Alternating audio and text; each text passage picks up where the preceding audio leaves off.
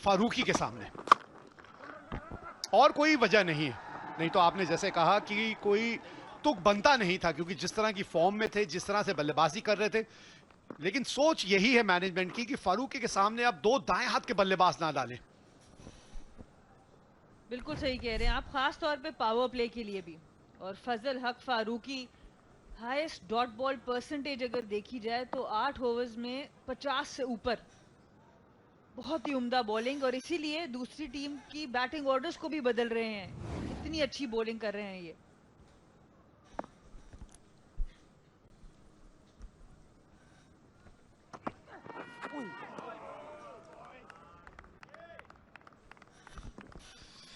ज्यादातर बल्लेबाज अपनी जगह खड़े खड़े आपको खेलना चाहेंगे, क्योंकि वो चाहेंगे ज्यादा समय मिले जब तक गेंद उन तक पहुंचे। तो ये जो लेंथ है, ये 2 फुट और आगे लेके आप जा सकते हैं मार्क दयाल के खिलाफ, खास तौर पे क्योंकि ये अपना पहला ही मैच खेल रहे हैं। इन पे थोड़ा एक अतिरिक्त दबाव भी होगा, और कप्तान ने आपको स्लिप भी दी है, तो ये अच्छा मौका है आपके पास।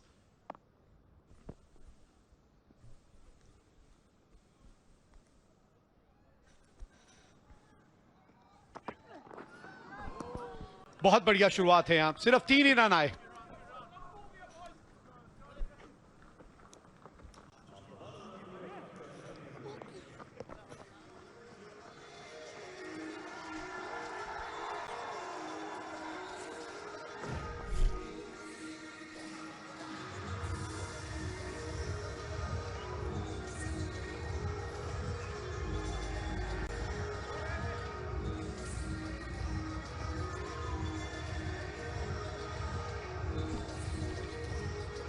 दिल्ली बुल्स की टीम पे अगर आप नजर डालें और जिस तरह के लय में हैं ये खिलाड़ी, न्यूयॉर्क स्ट्राइकर्स को अपना सबसे बढ़िया क्रिकेट खेलना होगा अब तक का इस टूर्नामेंट का, अगर ये मैच जीतना है।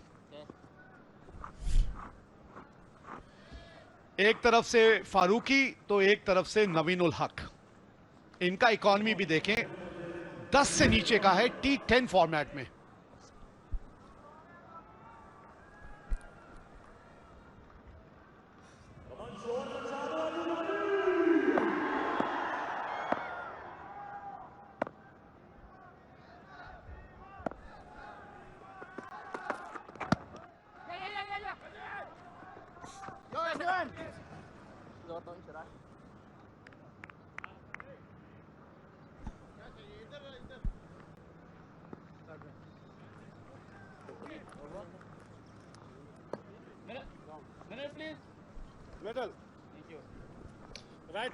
थोड़ी सी नवीन उल हक को अगर आपने गेंदबाजी करते हुए देखा होगा अब तक इस टूर्नामेंट में, तो आपको थोड़ा सा ये अंदाजा लगाने में कठिनाई नहीं होगी कि ये थोड़ी सी लेंथ अपनी पीछे ही रखते हैं। ये फारूकी वाली लेंथ नहीं है इनकी कि ये लेंथ को आगे लेके आए, क्योंकि ज्यादा गेंद जो है वो हवा में स्विंग करती नहीं है, तो ये कंधे का इस्तेमाल करते हैं। थोड़ा हिट द डेक गेंदबाज हैं,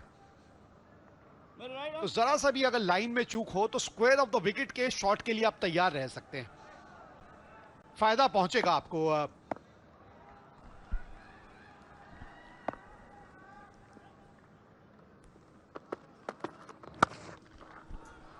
मिड ऑन के ऊपर से सोच अच्छी है यहां मार्क दयाल की, पहली बाउंड्री आई है इस मैच की।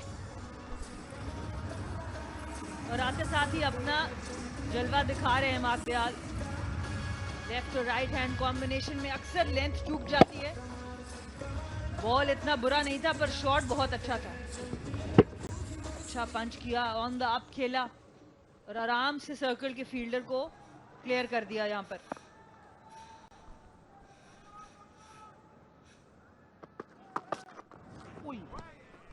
देखिए जिस तरह की आपने फील्ड दी है ना, मैं कहूंगा इससे बेहतर है थर्ड मैन को अंदर बुला के पॉइंट पीछे करिए आप।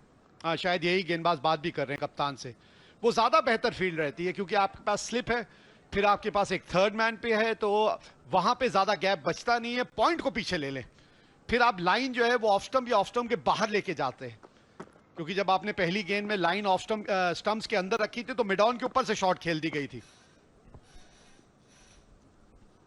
अब 4-5 की फील्ड कर दी गई है, पहले 6-3 से बॉलिंग कर रहे थे। कमाल का शॉट है ये, कमाल का। फील्डर वहां था लेकिन वो दर्शक बन के रह गया।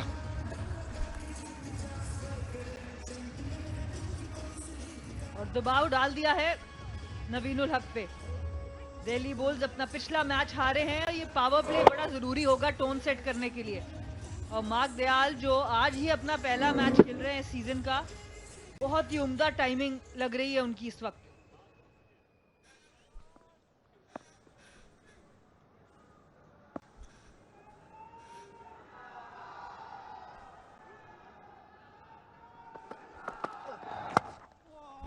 धीमी गति की गेंद और फंस गए जाल में, फंस गए जाल में। पहला झटका लगा यहां न्यूयॉर्क स्ट्राइकर्स को। बहुत ही उम्दा कमबैक नवीनुल हक का। जनरली हम देखते हैं फास्ट बॉलर को मार पिटे तो और तेज बॉल आती है, बाउंसर आता है, पर अब की क्रिकेट बदल गई है। होश से काम लिया, जोश के बजाय हल्का बॉल डाला और बिल्कुल टाइमिंग आउट कर दी मार्क दयाल की। आसान कैच रॉबमन पाउल के लिए। नवीनुल हक ने अपना पहला शिकार किया। मार्क दयाल को जाना होगा 11 बना के। न्यूयॉर्क स्ट्राइकर्स 14 पे 1।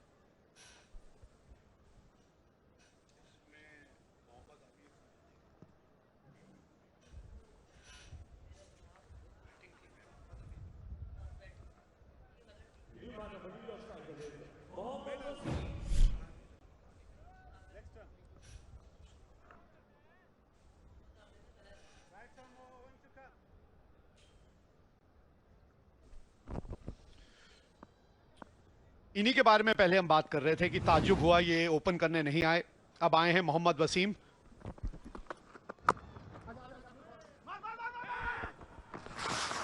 करीबी मामला होता, सफल ओवर समाप्त हुआ 15 पे 1।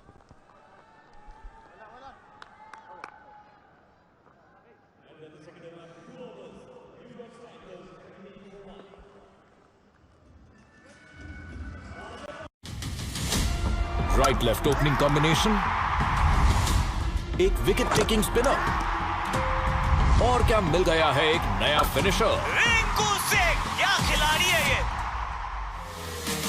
वर्ल्ड कप से पहले अपनी आखिरी चुनौती के लिए जनरेशन नेक्स्ट तैयार हैं। देखिए IDFC first bank India versus Afghanistan T20 international series 3 T20 eyes 11 जनवरी से जियो सिनेमा और कलर्स सिनेप्लेक्स पर लाइव। हमेशा विकेट निकाल के देते हैं, रन चाहिए बोर्ड के ऊपर आपको। थोड़ा सा छोटा पटका हुआ गेंद, लेकिन रफ्तार नहीं दी थी, इसलिए मिस टाइम हुआ। अगर रफ्तार होती तो ये जो पुल शॉट खेला था इन्होंने, ये गेंद मिड विकेट की तरफ जाती।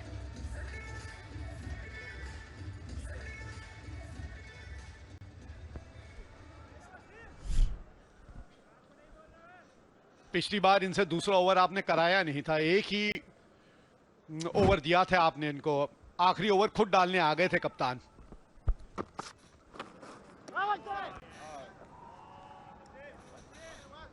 और उस एक ओवर में सिर्फ 6 रन देके एक खिलाड़ी को आउट किया और विकेट भी ली थी मोइन अली की। तो काबिल बॉलर लगते हैं, स्विंग अच्छी कर सकते हैं। अभी थोड़ा और मजीद देखना होगा इनको।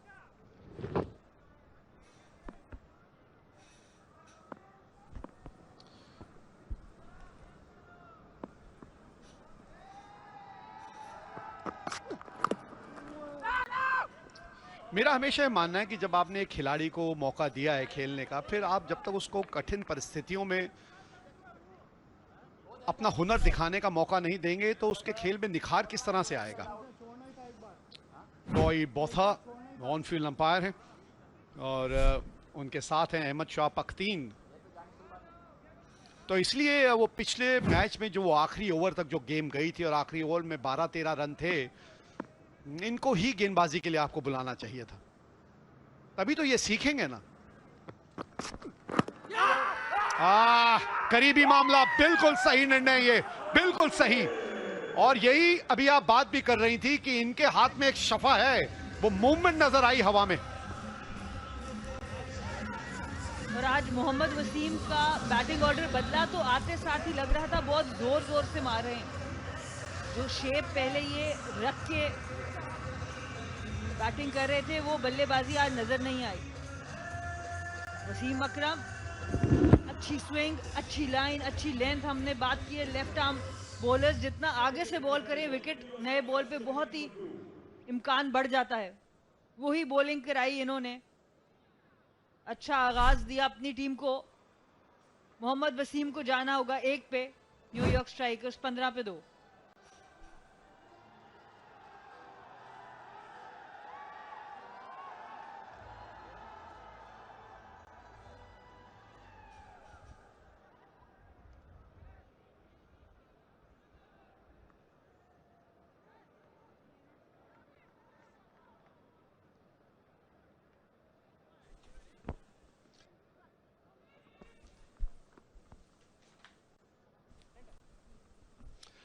पंद्रह पे 2 न्यूयॉर्क स्ट्राइकर्स। और कुशल परेरा अब क्रीज पे आए हैं। 192 रन अब तक T10 कैरियर में।